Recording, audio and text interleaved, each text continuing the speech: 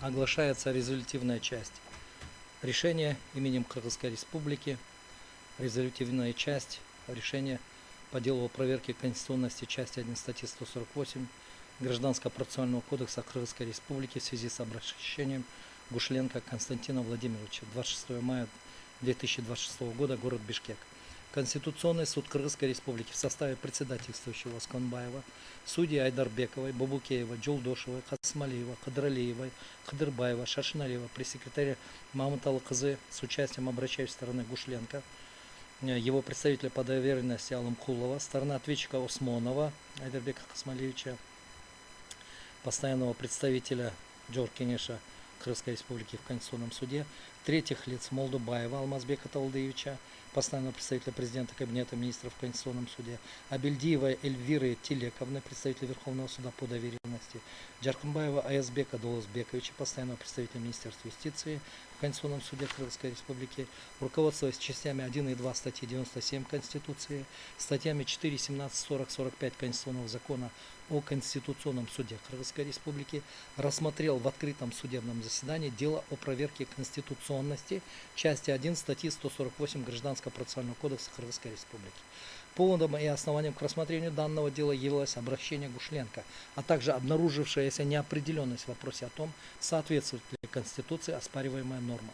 Заслушав информацию судьи докладчика Шашиналиева, пояснения сторон и третьих лиц, а также исследовав материалы дела, руководствуясь пунктом 2 части 2 частями 4,7 статьи 97 Конституции Кыргызской Республики, статьями 48, 49, 52 и 53 Конституционного закона о Конституционном суде Кыргызской Республики, Конституционный суд Кыргызской Республики решил: первое. Признать часть 1 статьи 148 Гражданского процессуального кодекса Кыргызской Республики, противоречащей статье 61 Конституции Кыргызской Республики, в той мере, в какой она не предусматривает возможность лица, не участвующего в деле, но чьи права и свободы и охраняемые законом интересы непосредственно затронуты мерой по обеспечению иска, обратиться в суд с заявлением об отмене такой меры.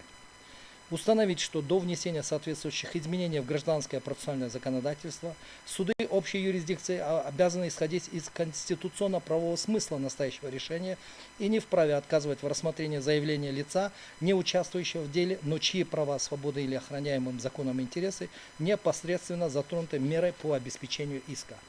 Третье. Кабинету министров Кыргызской Республики инициировать внесение изменений в Гражданский процессуальный кодекс Кыргызской Республики, вытекающих из настоящего решения. Настоящее решение является окончанием, обжалованию не подлежит.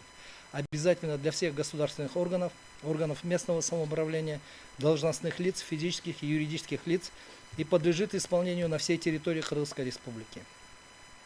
Опубликовать настоящее решение в официальных изданиях органов государственной власти, на официальном языке, на официальном сайте Конституционного суда Кыргызской Республики и в Вестнике Конституционного суда Кыргызской Республики. И как стало традиционным, некоторые тезисы, на основе которых суд пришел к только что обозначенным выводам. Временный и вспомогательный характер обеспечительных мер не устраняет их властно-принудительной сущности. Такие меры принимаются судом, обязательны для исполнения, могут ограничивать распоряжение имуществом, препятствовать его использованию, влиять на хозяйственную деятельность, имущественный оборот и иные охраняемые законом интересы. Следовательно, обеспечение иска, оставаясь процессуальным средством защиты эффективности правосудия, одновременно может выступать формой существенного ограничения имущественных прав. Поэтому применение обеспечительных мер должно подчиняться не только требованиям гражданского процессуального законодательства, но и общим конституционным критериям допустимости ограничения прав. Положения статей 323 и 352 ГПК подтверждают это право обжалования как в апелляционном порядке, так и в кассационном порядке, подтверждают общий процессуальный принцип: лицо, не привлеченное к участию в деле, не может быть лишено судебной защиты, если судом разрешен вопрос о его правах и обязанностях. Лицо, не привлеченное к участию в деле, но чье имущество подвергнуто обеспечительному аресту, не может рассматриваться как полностью постороннее по отношению к судебному процессу. Оно может оставаться посторонним по отношению к спору между истцом и ответчиком, но не по отношению к вопросу о сохранении, изменении или отмене судебного ограничения, уже затронутого затронувшего его права. Поэтому процессуальный интерес возникает непосредственно из факта воздействия обеспечительной меры, а не из формального статуса в основном деле обеспечительной меры в том процессе, где такая мера была применена. Не устраняет рассматриваемую проблему и возможность предъявления самостоятельного иска об освобождении имущества из-под ареста. Такой иск имеет самостоятельное значение и может служить способом разрешения спора о принадлежности имущества либо о наличии оснований для исключения его из-под ареста. Однако он не является полноценной заменой оперативной проверки обеспечительной меры.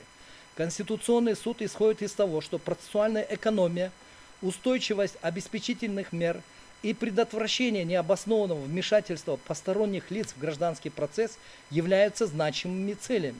Однако они не могут оправдать полное исключение из судебной защиты лица, чья имущественная сфера уже подвергнута судебному ограничению. Предоставление такому лицу возможности обратиться за проверкой обеспечительной меры не означает его произвольного вмешательства в основной спор и не влечет автоматического предоставления ему всего объема прав участника процесса.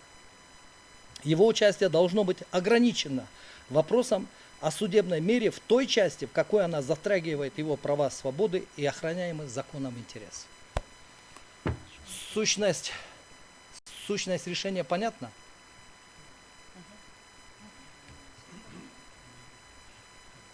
Вы ответьте на вопрос. Поэтому почему ваш представитель ушел? Он не просто является вашим, он полноценный, является обращающейся стороной процесса.